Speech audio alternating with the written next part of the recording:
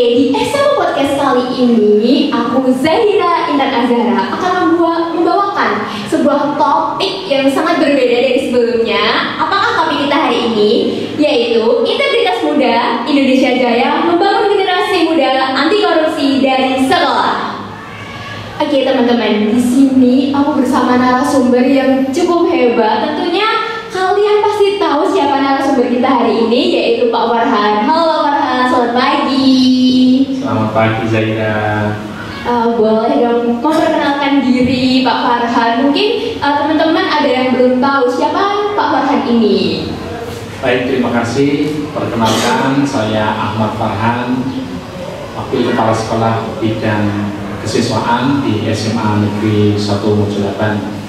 Saat ini kita akan menyelenggarakan podcast Integritas Muda kita sebagai sekolah berintegritas. Baik, tentu saja kita akan memulai topik kita pada hari ini. Mungkin dengan yang ringan-ringan dulu deh pertanyaannya.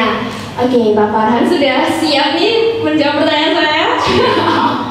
Oke, yang pertama nih Pak, mungkin banyak teman-teman yang belum paham mengenai anti korupsi. Sebenarnya korupsi itu apa sih Pak? Oke, terima kasih. Sebelumnya, anak sekalian, perlu Bapak jelaskan terlebih dahulu bahwa saat ini SMA Negeri 1 Mojo 8 ditunjuk oleh Dinas Pendidikan sebagai sekolah berintegritas. Ini adalah sebuah anugerah yang luar biasa di Kabupaten Sukoharjo. Untuk SMA hanya SMA Negeri 1 Mojo 8 yang ditunjuk. Dan apa toh sekolah berintegritas? Sekolah berintegritas itu adalah institusi pendidikan yang menekankan pada karakter dan etika. Nah, salah satu karakter adalah nilai kejujuran. Ya, tadi saya sampaikan apa itu korupsi. Ya, kalau di sekolah kita ya sesuai dengan profesi kita masing-masing. Misalnya anak sekalian apa ya mungkin disiplin ya, itu kan kalau korupsinya itu ya kalian pasti tahu sendiri. Tapi sifat koruptif, nah ini contoh misalnya terlambat sekolah, bapak ibu guru yang terlambat masuk kelas, itu juga termasuk sifat koruptif. Gitu saya.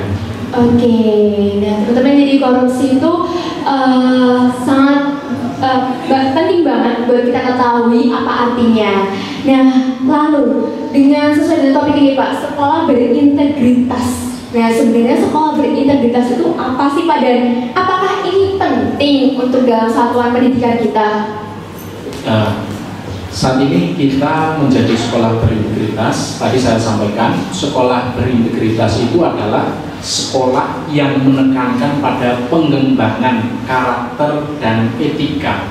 Ya, karakter dan etika ini bagaimana kemudian 9 nilai, ada 9 nilai anti korupsi harus bisa dilaksanakan di sekolah. Ya, harus bisa dilaksanakan di sekolah, tentang kejujuran, kepedulian, kemandirian, kemudian kedisiplinan. Nah, saat ini mungkin anak-anak sekalian yang menjadi penting, fokus penting untuk kalian adalah disiplin. Oke, untuk sekolah berintegritas, bedanya sekolah berintegritas SMA kita sama mungkin sekolah yang belum memiliki julukan sekolah berintegritas itu apa sih Pak bedanya dari sekolah pada umumnya? Ya, dasar dari kita menjadi sekolah berintegritas adalah SK dari Dinas Pendidikan. Jadi kita memang dipilih oleh Dinas Pendidikan untuk menjadi sekolah berintegritas. Jadi kita mendapatkan SK dari Dinas. Setelah SK itu diberikan ke sekolah, maka Bapak Kepala Sekolah menunjuk tim sebagai tim sekolah berintegritas yang kemudian dikomandani oleh Ibu Rika Lulu. Ini menjadi komandan tim sekolah berintegritas. Nah, dari tim kemudian mempelajari, ada buku panduan, ada kemudian monet yang harus kita laksanakan, dan berbagai hal yang berkaitan dengan sekolah berintegritas. Yang utama saat ini termasuk kita adalah mensosialisasikan. Ya, kita sosialisasikan dulu kepada warga sekolah. Baik, jadi sekolah berintegritas bedanya daripada sekolah umumnya itu ada panduan-panduannya, udah ada tim khususnya ya Pak, betul. Lalu mengenai nilai-nilai yang terkandung, tadi Bapak sudah menjelaskan mungkin dari kemandirian, kejujuran. Nah boleh dong Pak dijelasin lagi mengenai nilai-nilai yang terkandung dalam sekolah integritas dan anti korupsi. Ya, kalau kemudian anak-anak sekalian, apakah kemudian ada tindakan koruptif di sekolah? Ya, kita tidak harus sampai sejauh itu, tidak. Ya, kita adalah institusi pendidikan. Melalui pendidikan ini kita bisa menanamkan nilai-nilai karakter. Ya. Ada 9 nilai-nilai karakter itu yang bisa kita tanamkan, dan itu bisa kita lakukan melalui pendidikan. Ya. Melalui pendidikan, misalnya tadi saya sampaikan tentang kejujuran, kedisiplinan, kemudian kesederhanaan. Bagaimana kemudian kita mampu mendidik anak-anak kita ke arah itu, ya. Utamanya kedisiplinan, ya. Bahwa kedisiplinan ini penting untuk anak-anak sekalian. Kenapa penting? Ya misalnya Zahira ketika sekolah, ya, terlambat, ya, ini kan berarti tidak disiplin, terlambat sekolah. Ya, ini banyak misalnya siswa-siswi kita yang terlambat, ya. Saya harapkan anak-anak sekalian jangan terlambat. Ya, kenapa? Karena mungkin tidak apa-apa kalau di sekolah, tidak apa-apa. Tapi kalau nanti anak-anak sekalian di dunia kerja, boleh tidak terlambat? Ya. Atau misalnya ketika nanti anak-anak sekalian di dunia usaha, bagaimana kemudian dunia usaha itu penting sekali di dalamnya menerapkan nilai kejujuran. Nah ini yang sekalian gambarannya kan seperti itu. Dan saat ini ketika kita menyatakan diri menjadi sekolah berintegritas, berarti penanaman nilai-nilai ini menjadi sangat penting, ya. Dan nilai-nilai ini bisa ditanamkan melalui pendidikan. Nah, nanti Bapak Ibu guru semuanya punya peran penting untuk menanamkan nilai-nilai ini. Baik, lalu sangat jelas banget ya Pak, sekolah dapat menerapkan nilai-nilai anti korupsi dalam kehidupan sehari-hari, khususnya kayak hal-hal kecil ya Pak, kayak kedisiplinan, biar gak terlambat dan sebagainya. Lalu bagaimana sih cara sekolah menerapkan nilai-nilai anti korupsi dalam kegiatan sehari-hari? Mungkin membuat aturan atau bagaimana nih Pak? Boleh dijelaskan? Ya, saat ini kita ya sudah sedikit banyak menerapkan nilai-nilai sekolah berintegritas. Hanya saja ketika kemudian kita mendapatkan SK sekolah berintegritas, maka kemudian kita harus betul-betul melakukan aksi nyata, ya. Tindakan nyata yang dilakukan oleh sekolah, bagaimana kemudian kita mensosialisasikan, kemudian kita membuat aksi nyata dalam rangkaian kegiatan 1 tahun. Ini tim sudah menyusun, ya. Tim sudah menyusun aksi nyata sekolah berintegritas SMA Negeri 1 Modul 8 selama 1 tahun. Jadi nanti anak-anak sekalian banyak kegiatan-kegiatan yang akan kita laksanakan berkait dengan sekolah berintegritas. Oke, ngomong-ngomong soal rencana aksi nih Pak, rencana aksi apa sih yang akan dibuat oleh sekolah terkait penerapan nilai-nilai anti korupsi di SMA Negeri 1 Modul 8? Oke, berkaitan dengan aksi nyata yang nanti akan kita lakukan, setelah kita membentuk tim, ya, tim sudah kita bentuk, ada SK dari Bapak Kepala Sekolah, kemudian kita melakukan sosialisasi dan dengan berbagai cara, ya. Salah satu kegiatan pada hari ini kita mengadakan podcast karena SMA Negeri 1 Modul 8 sudah terbiasa kita melakukan kegiatan podcast, walaupun bukan untuk masalah yang kita saat ini. Kita sudah punya podcast kewirausahaan, kita punya podcast kerukunan beragama. Nah saat ini hanya saja kita mensosialisasikan sekolah berintegritas melalui podcast. Karena ini nanti akan lebih mudah saya kita nanti bisa mensosialisasikan di kelas-kelas melalui link yang akan kita bagikan. Nah, kemudian selanjutnya setelah kita mensosialisasikan, kita akan membuat deklarasi. Deklarasi nanti akan kita lakukan sedemikian rupa. Kita akan menyatakan sebagai sekolah berintegritas dari semua warga sekolah, kepala sekolah, manajemen, bapak ibu guru, PA, peserta didik, dan semuanya punya peran penting dalam kegiatan kita di sekolah untuk mewujudkan sekolah berintegritas. Baik, lalu mengenai sekolah integritas, pentingnya kita melibatkan semua pihak ya Pak, dari manajemen, dari guru, staf, siswa dan sebagainya. Lalu mengenai kesadaran, kan kita nggak mungkin dong Pak kalau kita mendeklarasikan kita udah melakukan berbagai upaya, tapi kalau kesadaran diri ini aja belum bisa sadar-sadar. Lalu bagaimana sih sekolah dapat meningkatkan kesadaran siswa terkait integritas dan anti korupsi di lingkungan sekolah kita Pak? Gini saya bahwa peserta didik, peserta didik adalah sebuah aset. Kami nyatakan sebuah aset yang sangat berharga untuk bagaimana kemudian mereka kita bisa tingkatkan kesadarannya, bisa kemudian menerapkan 9 nilai karakter anti korupsi, dan guru memiliki tugas penting untuk melaksanakan itu. Karena Pak sekalian, karena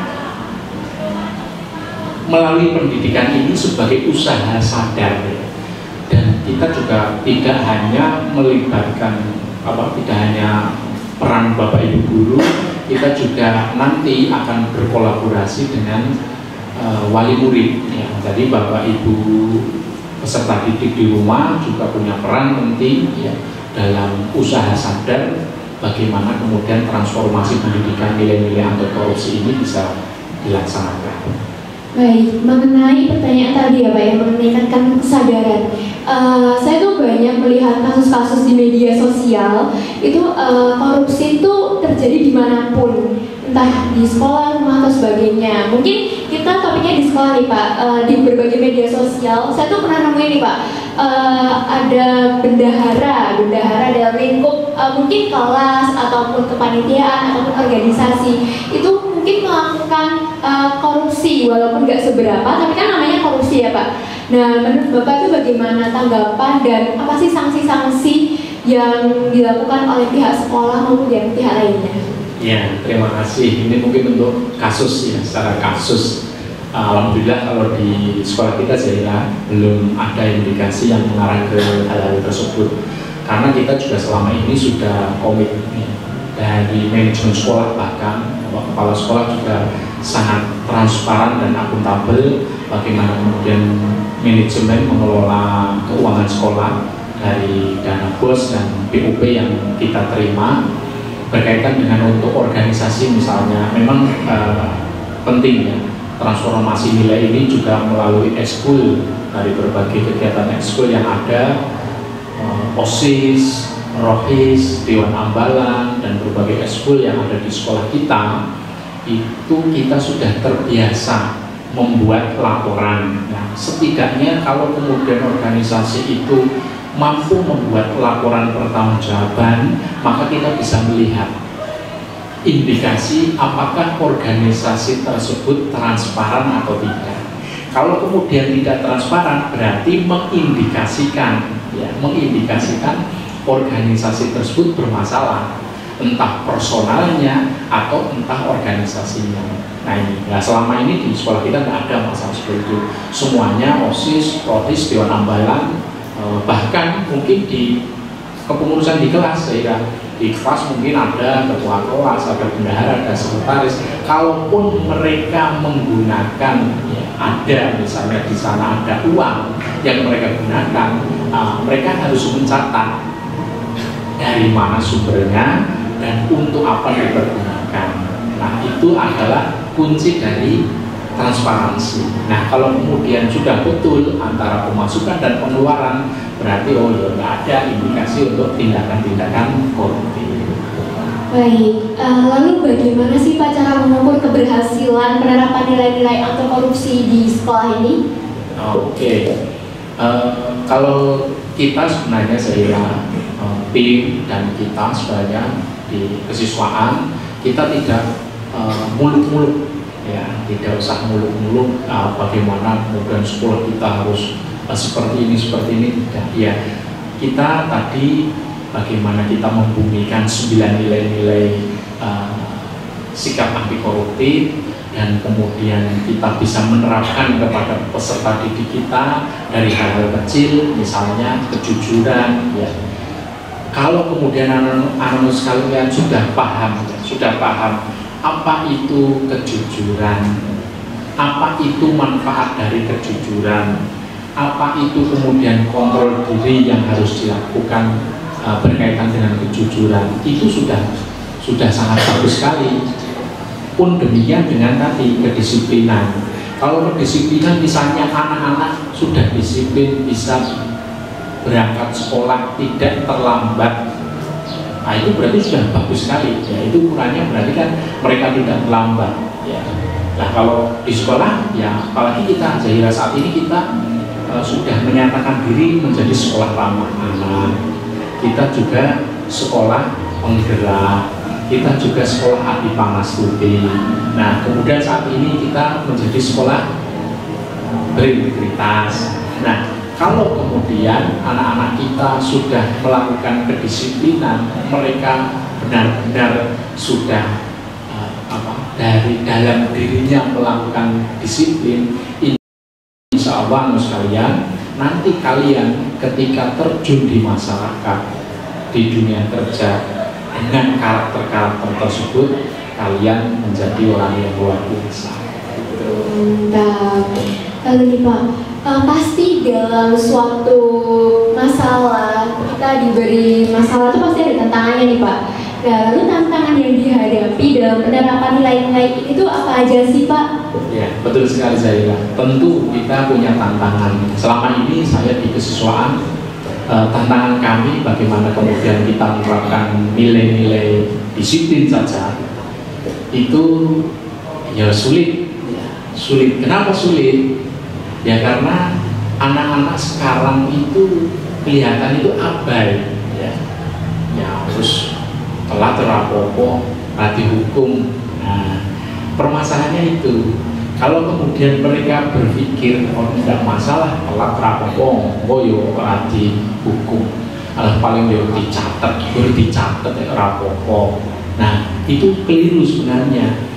Nah inilah yang menjadi fokus tantangan kita. Nah, ke depan saya berharap melalui pembina OSIS, melalui PA, mereka punya peran penting bagaimana kemudian nilai-nilai ini harus ditanamkan kepada peserta didik. Mereka paham dulu, memberikan pemahaman kepada anak-anak sekalian bahwa nilai-nilai ini penting. Kalau nilai-nilai ini tidak dimiliki oleh anak-anak sebagai peserta didik, nanti ke depan akan kesulitan. Ya, kalau kemudian kurang cakap, katanya kurang cakap bisa belajar, tapi kalau kurang jujur, kan sulit. Saya. Lalu nih Pak, solusi dari tantangan itu apa sih Pak? Mungkin sekolah membuat suatu peraturan biar ketat ataupun yang lainnya, mungkin Bapak bisa menjelaskan? Ya, dari tantangan-tantangan tersebut, ya tentu kita yang pertama adalah mengedukasi anak-anak sekalian melalui peran kita masing-masing. Saya di kesiswaan punya peran dengan Bapak Ibu Pembina OSIS. Saya juga berkolaborasi dengan pembimbing akademi PA atau wali kelas, ya sebagai juga garda terdepan. PA itu sebenarnya garda terdepan karena PA itu mengerti kondisi real, ya kondisi real peserta didik. Misalnya peserta didik itu kan ada yang terlambat, ada yang terlambat. Kenapa terlambat? itu justru mungkin PA lebih paham. Oh, paham, oh, oke, telat. Oh, rumahnya jauh, misalnya. Oh, dia harus naik angkutan. Nah, kadang angkutan kan juga tidak rutin ya. Misalnya, ini memang kita punya kolaborasi dengan PA, dengan guru BK, dan tentu kita juga berkolaborasi dengan wali murid. Ya. Memang saat ini kami jarang ya, atau belum memanfaatkan hal tersebut, tetapi insya Allah ke depan, karena kita ditunjuk sebagai sekolah berintegritas, ke depan kami juga akan sering berkolaborasi dengan wali murid ya. Anaknya misalnya terlambat, alasannya apa? Alasannya bangun kesiangan. Nah, itu kan yang punya peran siapa? Yang punya peran kan tentu bukan kita. Yang punya peran adalah Bapak Ibu di rumah. Bapak Ibu di rumah harus mengingatkan anaknya untuk cepat beristirahat dan cepat bangun dan segera berangkat sekolah. Misalnya seperti itu saya. Lalu nih Pak, mungkin ada beberapa kasus orang tua itu tuh sebab mungkin anaknya yang salah, tapi orang tuanya itu kadang tuh membela anaknya kayak kasihan gitu loh. Tanggapan Bapak tuh gimana? Kan kayak gitu kan memicu adanya hal-hal yang kecil mungkin akan menjadi besar dampaknya gitu. Oke. Ya, namanya orang tua kan mesti sayang sama anaknya. Orang tua itu kan sayang.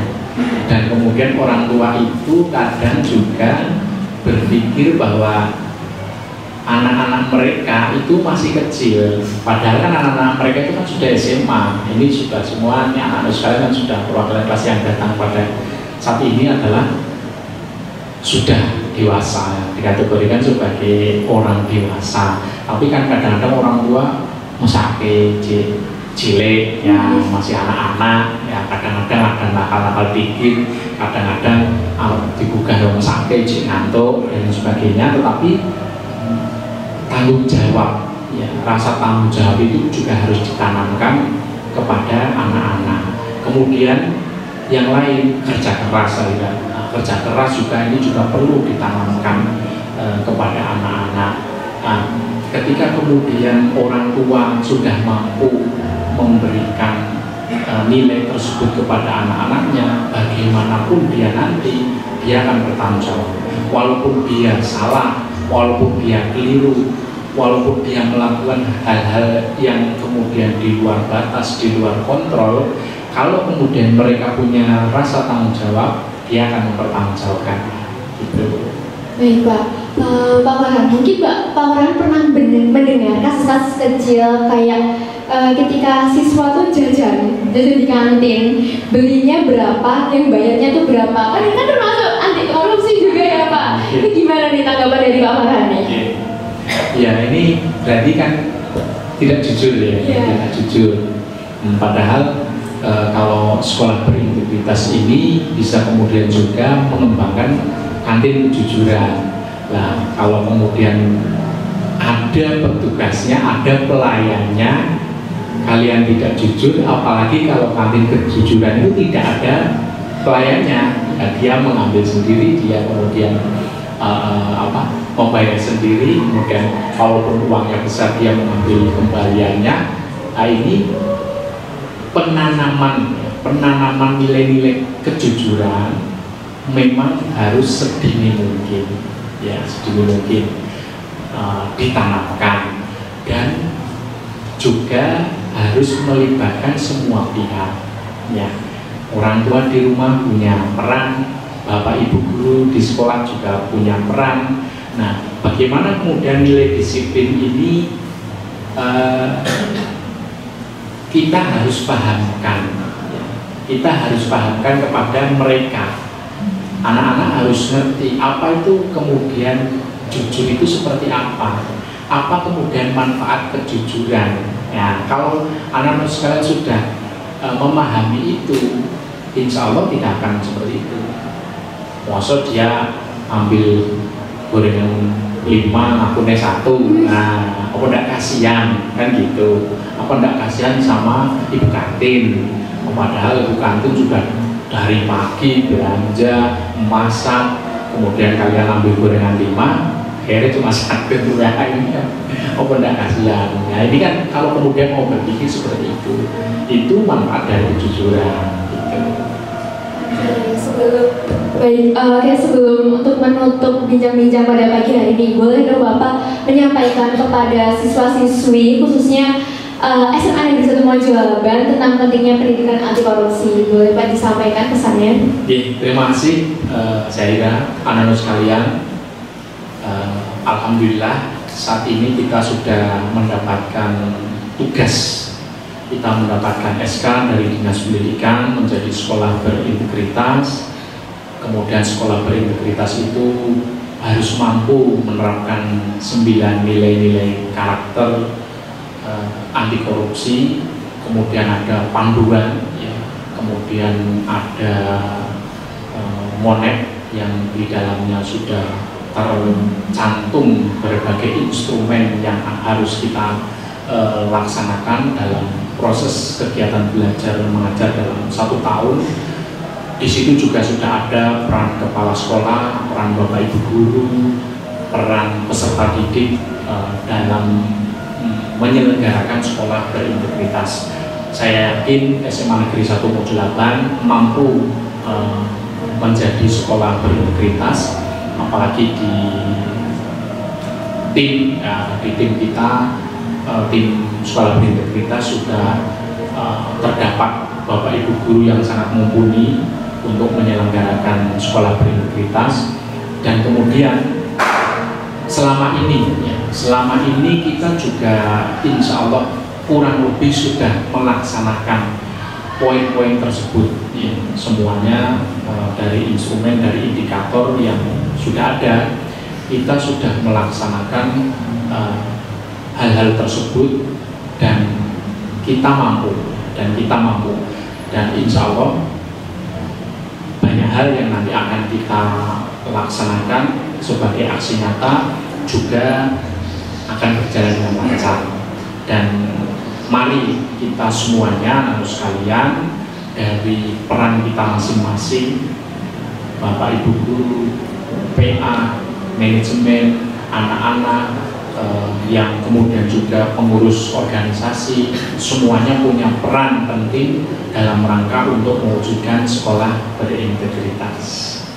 Saya kira itu saya. Baik, terima kasih Pak Farhan atas perbincangan kita pada pagi hari ini. Baik, semuanya kesimpulan pada podcast kita hari ini adalah melalui pendidikan anti korupsi, siswa diharapkan dapat memahami apa itu korupsi, nilai-nilai integritas dan anti korupsi. Dan tentunya SMA Negeri 1 Mojoaban akan membuat rencana aksi untuk menjunjung sekolah yang berintegritas. Nah, salah satunya ada deklarasi nilai-nilai integritas sebagai internalisasi penerapan nilai-nilai anti korupsi. Lalu ada pembuatan film pendek atau iklan layanan anti korupsi, poster, dan serta yel-yel. Lalu dan juga ada pembuatan aquaponik dan hidroponik oleh Dewan Ambalan dan OSIS sebagai perwujudan nilai anti korupsi yang nilai peduli, mandiri, serta tanggung jawab. Oke semuanya, semoga dengan perbincangan kita hari ini diharapkan kalian semua dapat mewujudkan sekolah yang anti korupsi dan berintegritas. Saya Zahira Intan Azhara pamit undur diri. Sampai jumpa di